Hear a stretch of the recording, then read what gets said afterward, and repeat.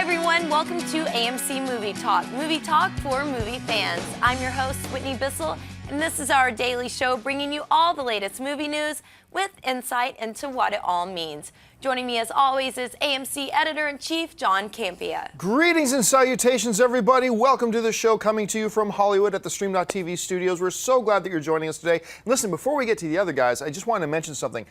As I mentioned on the show yesterday, I was really lucky enough a couple days ago to go to the red carpet premiere of Thor: The Dark World. Had a really, really good time. And I want to give a couple things away. In my hand are the 3D glasses actually used at the red carpet premiere of the film. One is a Thor 3D glasses, one is Loki. You can see the coloring and everything on them. We're going to give these away, the actual 3D glasses used at the premiere. So this is how you can get your grubby little hands on these. Get onto Twitter and using the hashtag AMC Movie Talk. So once again, use the hashtag AMC Movie Talk. Get on Twitter and just tell us who your favorite Thor character is in the movies that is either not Thor and not Loki.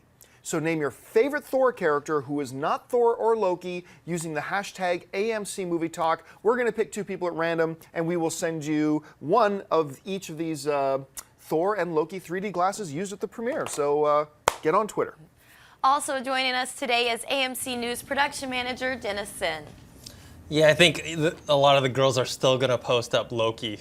Yeah, they will still probably post They love Loki. him so much. At the red carpet, they were just like chanting Loki, Loki. It was crazy. Crazy, yeah. And lastly, the director of the upcoming film, The Death of Superman Lives What Happened, John Schnepp. Hey, you guys, I wish we were like on a QVC, so like John could like show you those 3D glasses and get a, let's get a close-up of those Thor glasses. You could see they have the actual, guys, you can't do a close-up? All right, it's good. You can see the ridges on the actual frames. They're actually like Thor's armor, so. For only $19.95. Yeah. Or free if you win. So. All right, let's get started. All right, 19 films have been submitted for contention for the upcoming 86th Annual Academy Awards. The final nominees will be selected from this list: Cloudy with a Chance of Meatballs 2, The Croods, Despicable Me 2, Epic, Ernest and Celestine, The Fake, Freebirds, Frozen, Kumba, The Legend of Cirilla, A Letter to Momo, Monsters University, O Apostolo, Planes, forgive me for this one, Cruella, Magi Madoka Magica the Movie, Rebellion, Rio 2096, A Story of Love and Fury, The Smurfs 2, Turbo, and The Wind Rises. John, which of the films on this list stand out to you as frontrunners? A couple of them stand out to me. One of the things that jumps out to me, first of all, not the best year for animated films. There are some very, very good films on this list, don't get me wrong, but there's no WALL-E on this list. You know, there's no Lion King on this list. There's no Up on this list. Still, some very entertaining films. I think Monster University is going to have to be considered one of the contenders. It's Pixar. It is a very good film, even though I didn't think it was as good as the original Monsters, Inc. It was still a very charming, very good film. Despicable Me 2 was better than I thought it would be. And I think the other one that really has a shot is probably going to be The Wind Rises. Yes. From Miyazaki, who also did like the Moving Castle, Spirited Away, Poyo, if I'm pronouncing that right. Yep. He has made, and this is The Wind Rises, for those of you who don't know anything about it, very, very different film from what we're used to seeing from him, because we're used to seeing fantasy worlds, right? This is actually, The Wind Rises is actually a film that doesn't feel like it should be an animated film. It feels like it should be a 1920s live-action dramatic piece. It's about the guy who designed the original infamous Japanese Zero fighter plane. And it's got a lot of controversy in Japan right now because of the pacifist movement versus the remilitarization movement. So it's a really timely film. Beautiful, really nice. But those are the ones that stand out to me. Schnepp, when you look at this list, which ones stand out to you as being really possible strong contenders? Honestly, Despicable Me 2 was so thoroughly entertaining. It was fun. You just mentioning it made me smile and be filled with love for those minions. So it's sort of like, I know I feel like a robot, you know. The minions make me laugh, like everyone else. We're all like walking, like hug a minion, you know. I saw a minion at Kamikaze, I instantly started smiling. So, I mean, that to me is such a fun, those characters are so fun, and that movie was so much fun to watch, and I love the story that I would I would be happy if it won an Oscar. I mean, that's the standout one for me out of that entire list. And yeah, it's kind of a little bit of a, it's not mediocre by any means. It's just not like, oh, those 5 movies. Sort of not, that none of them really rise to the top. Wind Rises definitely is one of them. But. Right. Dennis? Yeah, Despicable Me 2 was my favorite out of that list. I like Monsters University. Yeah, there's no like big ones. I mean, last year we had a pretty strong year for animated movies, even though the best one didn't win.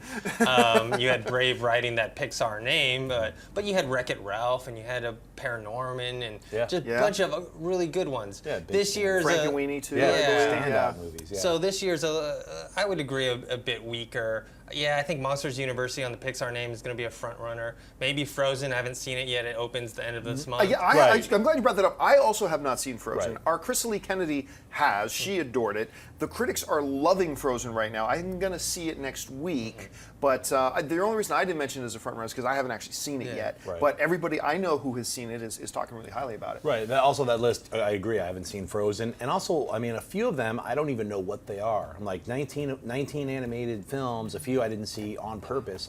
But 2096 Rio, is that a Rio sequel or is that some futuristic thing? No, it is not a Rio sequel. Okay, because I was like, Rio, is it those weird birds again, but in the future? Because I definitely won't see that. But if it's some kind of crazy science fiction film, now I'm going to hunt it down and see it. Is that what it is? I don't even know what it is. It's definitely not a sequel to Rio. Okay.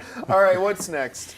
Right, in a recent interview with writer Max Landis, who wrote the surprise hit film Chronicle, explained that the crystal in the cave gave the 3 teenage boys their powers and where he was going to take Chronicle 2 before Fox decided to go in a different direction with the new writer. Landis described the crystal as a race of crystalline organisms that communicate and propel themselves through radio waves and turn higher life forms into telekinetic drones. He also said the new film is going to center on 2 embittered souls as anti-heroes trying to catch the survivor of the first film. Dennis, what do you make of the Landis comments? Well, first of all, I'm very disappointed that Landis is not on the second Chronicle because I think he was a big part of why that movie was a success. Yeah. As far as his comments about the origins, I don't really need them. I mean, I'd rather they just keep it a mystery, But I wish I could see what his plan was for the next one, and unfortunately we're not going to be able to see that. Yeah, I mean, one of the things about it was I completely agree with you.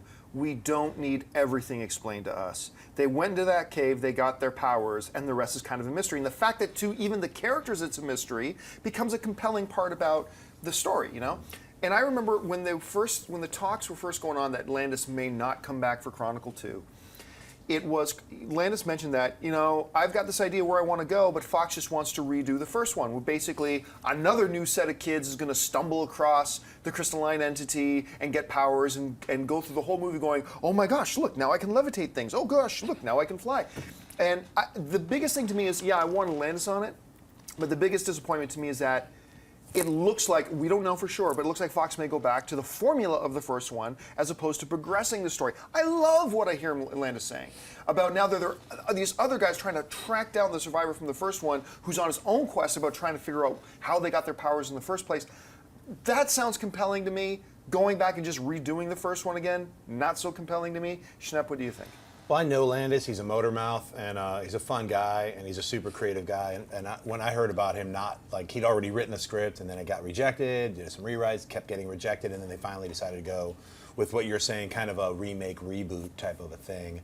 It is disappointing. I mean, hopefully he's a great writer. He'll write a bunch of other things, but I mean, he's the guy who came up with Chronicle, so it's kind of weird to not let him continue the story. That the whole reason it's a success is him and Josh Trank, their combo. So I don't know. It's a disappointing thing. I loved Chronicle. It was a surprise shocker to me. So I'm looking forward to seeing what Chronicle 2 is, but with trepidation now. So. Yeah. All right, folks, listen, we've reached that part of the show called Buy and Sell. In front of her, Winnie's got a bunch of other items in the world of movie news. She's going to run them down. And then Schnepp, Dennis, and I are simply going to say whether we buy it or sell it. So, Whitney, what do we got? Right, Clint Eastwood's newest film project, Jersey Boys, finally has a release date. The film is set to hit AMC theaters on June 20th, 2014. Jersey Boys, the film, follows the legendary story of Frankie Valli and the Four Seasons and tells the meteoric tale of how a group of blue-collar boys from the wrong side of the tracks became one of the biggest American pop music sensations of all times. They wrote their own songs, invented their own sounds, and sold 175 million records worldwide, all before they turned 30. Schnepp, buy or sell the sounds of Jersey Boys? I'm going to buy it. I mean, I think Clint Eastwood's a great director. Unfortunately, I wish they would just cover the "Grease is the word that you heard," because I don't think they're going to get to that part of Frankie Valli, which bums me out. But, you know, I'm sure it'll be entertaining biography. So, Dennis? I'm going to sell it. I never saw the musical, and I'm sure the story is great. I just sell it because it sounds like it's some sort of like Chippendales type of like show or something that so people go to Vegas to see. So Chippendales? Yeah. They're not strippers. It's Frankie Valli. I know. I'm just saying the name, the title. As a guy who goes to Vegas, you know, quite often, like 6 times a year, I see Jersey Boys plastered all over the place because it's one of the big shows in Vegas, and everybody seems to really like it. Look, I'm going to buy this, and solely on the back of Clint Eastwood. Even when Eastwood makes a bad movie, there are really compelling elements about it. You know, J. Edgar, not a great film. But even though it's not a great film, you can see mastermind elements in the film, even though overall. And he's made some fantastic movies, of course. So simply on the back of Clint Eastwood, I'm going to buy it. Right, the upcoming Marvel film Guardians of the Galaxy is set to hit AMC theaters on August 1st. And now director James Gunn is giving us a little more insight into the villain of the film. Gunn said the following: Thanos is a character in our movie. He works with Ronan. In my movie, Ronan works for Thanos, and Ronan is the main bad guy in our film. John, buy or sell Ronan being the main villain of Guardians of the Galaxy? Yeah, I buy it. This makes sense. I mean, we've been getting a sense. We've known for a very long time that Thanos was going to appear in Guardians of the Galaxy. So a lot of us made the assumption that, well, then he's going to be the main villain there, and then it's going to transition because Guardians of the Galaxy is the last Marvel film before Avengers 2. So we made the assumption he's going to be the main villain there, and then that will segue into him being the main villain in Avengers. Well, then we find out, well, wait a minute, Thanos isn't the main villain in Avengers 2? It's Ultron? So this makes sense that he's still going to be the puppet master. He's probably going to be the puppet master in Avengers 2 as well on some level. The main villain being Ronan is interesting. Ronan is for those of you who don't know much about Ronan the Accuser, he's a very interesting character. He debuted, I believe, in like 1967 in like Fantastic Four. He's one of the Kree. The Accuser is actually titled, it's kind of like a public prosecutor. That's kind of what he does. And through the years, he's kind of drifted a little bit back and forth between being a big villain in the comics and actually being something of a hero in the comics. He's had love interests and stuff like that, which kind of makes me wonder, since that's kind of been his arc in the comics, if in the movie he may end up being a puppet of Thanos who ends up turning against Thanos, maybe? I don't know, but I do like the choice of Ronan as a villain. I do like that they're keeping Thanos in the background. Obviously, they're building to Thanos being the big bad guy for Avengers 3, most likely. But I do like this choice. Schnepp, what do you think? I can't wait to see what the look of Ronan the Accuser is going to be. Because, I mean, in the very first issue of his appearance in Fantastic Four, he looked like a guy with like green, like Kirby space armor. And then obviously now he kind of like almost looks like a hybrid cosmic Doctor Doom. So I always looked at Ronan as like Judge Dredd as a lawyer. Yeah. You know what I mean? He's like such a badass, but he's also all this legal prosecution. So I can't wait. I'm really happy to hear that he's in the Guardians of the Galaxy as well. Such a main role. Yeah. Dennis? I buy it. I'm actually surprised that Marvel actually has the rights to him because he's a Kree, and we know the Kree are mainly like Fantastic Four villains, and so I'm surprised that Fox didn't get him as part of the Fantastic Four package. Yeah. So, but I'm excited to see him in Guardians of the Galaxy. All right. Right, it's been announced that actor Samuel L. Jackson and Michael Caine will star in the upcoming film Harry and the Butler. Harry and the Butler is the true story of Harry Jackson, a one-time jazz virtuoso living in New Orleans who has given up on his dreams and now spends his days as the mechanic for a derelict roller coaster and his nights in his makeshift home, a converted train caboose. When his former mentor bequeaths him a large sum of money, Harry, in a drunken celebration, decides to hire himself an aging, down-on-his-luck English butler played by Caine, an act of impetuous generosity that changes their lives forever. Dennis, buy or sell the sounds of Harry and the Butler? I'm gonna have to sell this. It sounds like those typical 80s movies that were the fish out of water. I know this is kind of like a loose remake of a 1960s Danish film, but I don't know. This just sounds like one of those and this poor guy, all of a sudden he gets tons of money, and then his life has changed, and he learns the meaning of how money isn't everything type of Brewster's movie. Millions. Yeah. I don't know how you can sell this. The story of Alfred after being fired by Bruce Wayne, now butlering for somebody else, Samuel L. Jackson.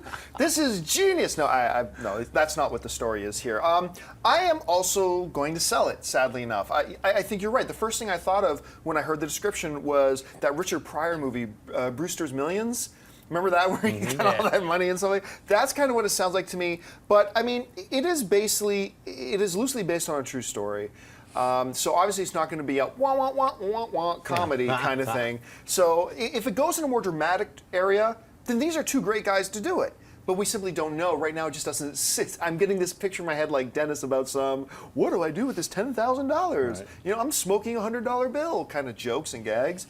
Hopefully that's not what it is. But for now, for me, it's going to be a buy. Schnepp? When you get lost between the mud. This feels like Arthur. Arthur, I was going to say that. You know, honestly, I'm going to buy it because I think they're going to go serious with it. And I think it's, you know, the title of it is a little jokey, like Harold and the Butler. I was immediately like Driving Miss Daisy and all these other kinds of things. Jake and the Fat Man. Yeah, these things floated in my mind. But then the more I thought about it, the more, since it's based on a true story, it really could just be a guy who's like, hey, you know, I've always seen this down on his luck guy. Maybe he was a butler and he's like a homeless dude in New Orleans. I don't know what the real story is, but it sounds interesting to me. Those guys are great actors, and I'd love to see them act together. So to me, it's a buy. All right, what's next? Right, it's being reported that actor Aaron Eckhart has signed on to lead the upcoming film Fade Out. The film is described like this. Recovering from a nervous breakdown, screenwriter Jim Connolly spends his days in a tropical beachfront villa being cared for by his glamorous wife, Anne. He starts writing a new screenplay about a jealous husband who murders his unfaithful wife, but his intense paranoia and hallucinations cause fiction and reality to blur. As the events in Jim's screenplay appear to materialize, he becomes a suspect in his own wife's disappearance and must outrun the police as he pieces together the puzzle seemingly designed by his very own mind. Schnepp, buy or sell the sounds of Fade Out? I'm going to buy it based on that picture that's floating behind us right now. Look at Aaron Eckhart all freaking out. Yeah, no, I mean, it sounds great, and I'm a sucker for movies that are that have screenplays or filmic elements in them, blowout, things like that are like about the actual act of film. So it really could be a well put together thriller. So that's what I'm hoping it is, and then it's actually his wife's been helping write the plot to kill him, or who knows what the ending will be. But it sounds exciting to me, so I'll buy it. Yeah, hesitantly buy it. It kind of sounds like Spike Jonze's adaptation, in a way. I think it's interesting and it could be good as long as you get a good director to do it and make it a really good thriller.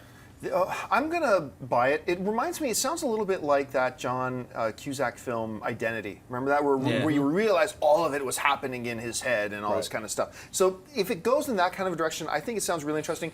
Aaron Eckhart, dude, after The Dark Knight, I think all of us just assumed Aaron Eckhart, because he has the talent, he's got the looks, he's got the resume, was going to just skyrocket and become this, for the next 10 years, solid A-list drawn upon actor. And he's got I, Frankenstein coming up. He's been in some smaller little independent projects.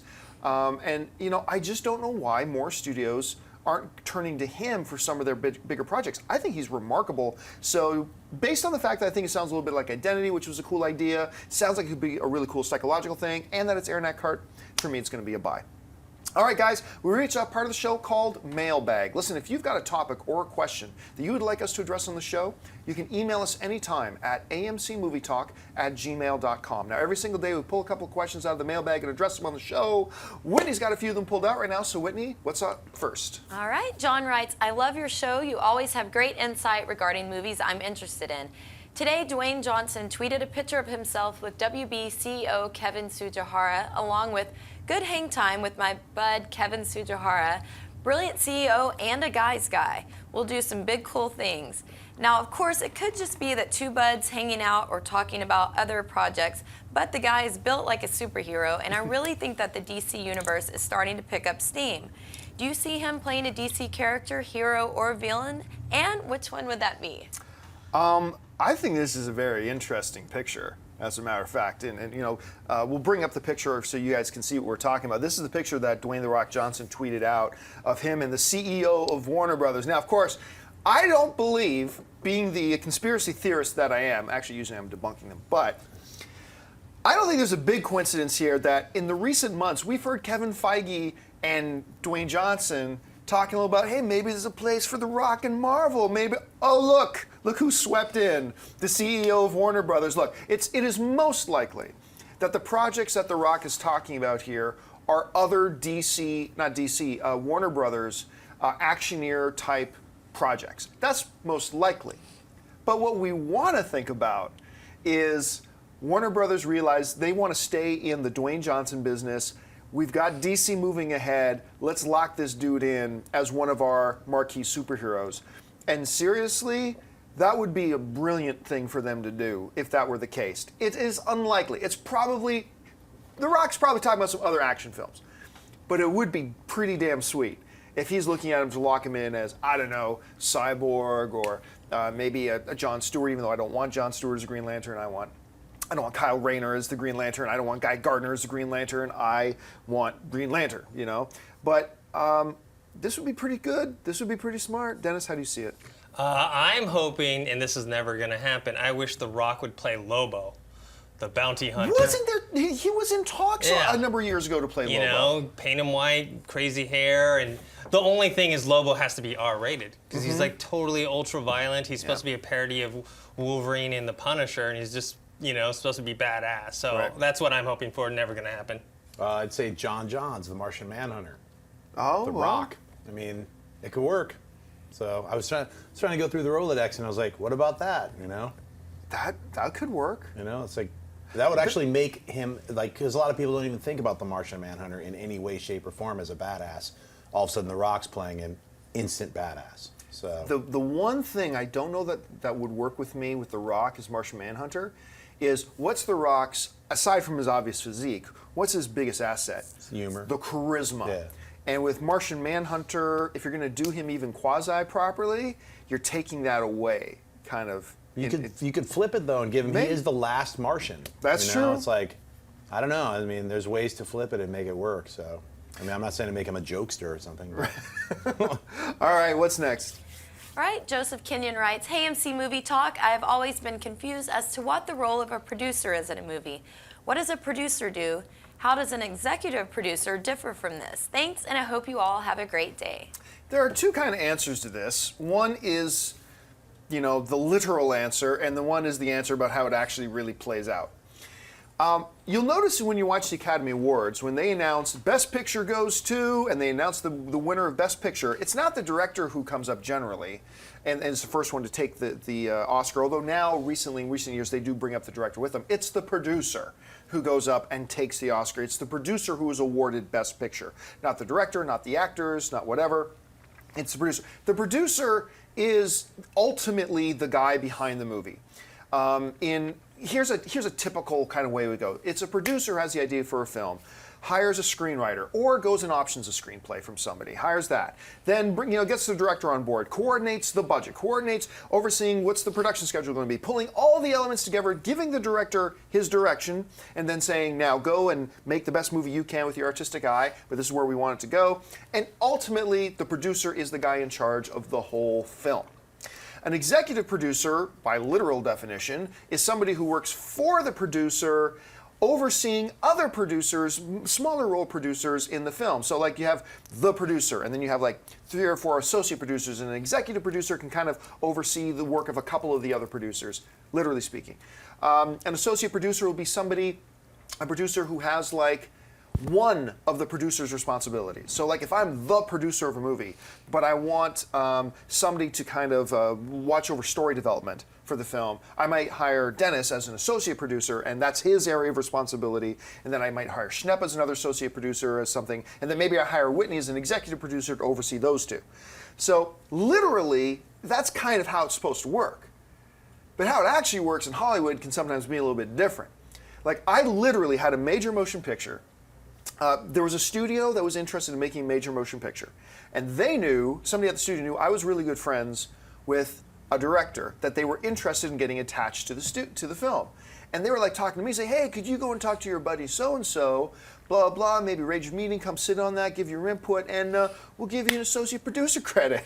You know, you can have Christopher Nolan, who really wasn't all that involved in Man of Steel. Not all that involved. He got the ball rolling. Mm-hmm. He got produced by the creator of the Dark Knight trilogy. Right. You know, people can just put producer or executive, they just tag that label on just almost anybody for almost anything. Oh, you raised $1 million for the film, you're a producer. Oh, you got your friend to get involved in the movie, you're a producer, blah, blah, blah. Now, ultimately, there is a producer of the film. And then a lot of people who just kind of have the tag put on them as well. But that's the literal and the kind of sometimes how it actually works out. Schnepp, you work in this world. You can understand why there's confusion. How would you break it down? Yeah, very similarly to the way you broke it down, but I can add that sometimes the roles are flipped. The executive producer is the one who hires everyone out and just lets, like, it's like a chess game. They like, all right, and go. And then they go on and set up another chess game. They go on, so that's the executive producer, and then they set up a couple of producers, and then those producers get like associate producers or line producers or production managers, and those people are the ones who are like, I'm in charge of this group of people. So it's this entire like overarching hierarchy that goes all the way up to the main producer, and then they report to the executive producer. I've also worked on shows where the executive producer, I've never even met them. That's a good point. It differs between TV and movies. Yeah, TV and movies, a lot of the executive producers just have their name because they're part of a TV network. And they like take out the people, the main writers or the directors or the executive creators. They take them out to dinner. That's it. But they're an executive producer, so they really don't do anything. They don't even look at the scripts. They're just like, cool. So I've worked on shows like that. I've also worked on shows where the executive producer is in the trenches with you, working with you every day. And that's a great thing. So it's like sometimes it changes from job to job, just like there's producers or co-producers or there's a co-executive producer. And that's my friend. I just, he gave me the dog when I was a kid. I said, hey, co-executive producer, and here's $5. Sometimes producers make no money. It's just an exchange thing. Like, hey, I'll give you this credit in exchange for hooking me up with this thing. So credits also equal money, like in this business. Or like you have to have credits in order to like have some kind of validity. You look on IMDb and you see people's credits as executive producers or producers of stuff you've never heard of, I mean, but hey, I've produced 7 movies that you've never seen. That's the biggest thing in Hollywood is like people have these ghost titles as well. So I mean, it's a constant changing thing. But what John originally said is that's kind of like the right way it's supposed to work, and then there's all the invisible weirdo ways that it actually ends up working. And finding a good producer in Hollywood is totally the difference between a movie being great and a movie being crap, and it's sometimes hard to do.